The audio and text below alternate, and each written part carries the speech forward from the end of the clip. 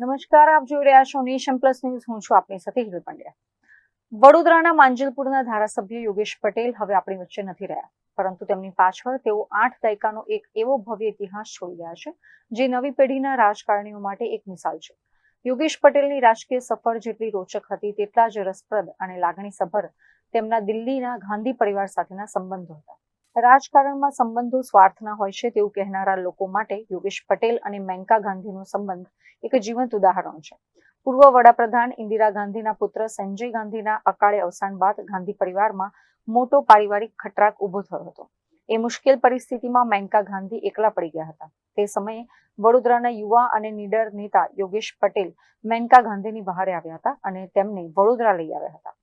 મેનકા ગાંધી જ્યારે વડોદરા આવ્યા હતા ત્યારે યોગેશ પટેલે તેમનું જે રીતે ભવ્ય અને ઐતિહાસિક સ્વાગત કર્યું હતું તેના વિશે રાજકીય વિશ્લેષકો આજે પણ કહે છે કે વડોદરાના ઇતિહાસમાં આજ દિન સુધી કોઈ રાષ્ટ્રીય નેતાનું પણ આવું સ્વાગત નથી થયું.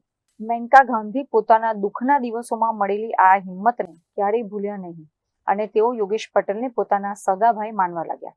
દર વર્ષે રક્ષાબંધનમાં મેનકા ગાંધી દિલ્હીથી અચૂક રાખડી મોકલાવતા હતા. બહેન પ્રત્યેની આ ફરજ યોગેશ પટેલે પણ સુપેરે નિભાવી હતી. મેનકા ગાંધી જ્યારે ઉત્તર પ્રદેશની પીલીભીત લોકસભા બેઠક પરથી ચૂંટણી લડતા હતા ત્યારે વડોદરાથી યોગેશ પટેલ ખાસ પોતાની બહેન માટે પ્રચાર કરવા યુપી પહોંચી જતા હતા.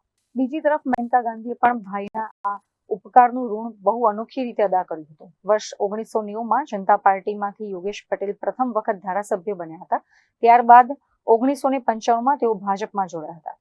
ભાજપમાં આવ્યા બાદ યોગેશ પટેલની વધતી લોકપ્રિયતાને કારણે સ્થાનિક રાજકારણમાં 2 વખત ભાજપની નેતાગીરીને તેમની ટિકિટ કાપી નાખવા માટે એડીચોટીનું જોર લગાવવું પડ્યું હતું. પરંતુ જ્યારે ગાંધીનગરમાં યોગેશ પટેલની ટિકિટ પર સંકટ આવ્યું ત્યારે દિલ્હીથી મેનકા ગાંધીએ ભાજપના સર્વોચ્ચ મોવડી મંડળ અને હાઈકમાન્ડ સમક્ષ કડક રજૂઆત કરી યોગેશ પટેલને ટિકિટ અપાવી હતી.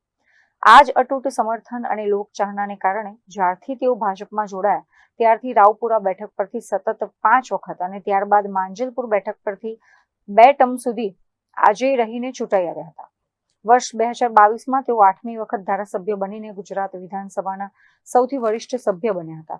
આજે ભલે યોગેશ પટેલ આપણી વચ્ચે નથી રહ્યા, પણ દિલ્હીથી વડોદરા સુધીની વિસ્તરેલી તેમની આ ભાઈ બહેનની રાજકીય અને પારિવારિક કહાની હંમેશા યાદ રાખવામાં આવશે. Bureau report, Nation Plus News, Vadodara.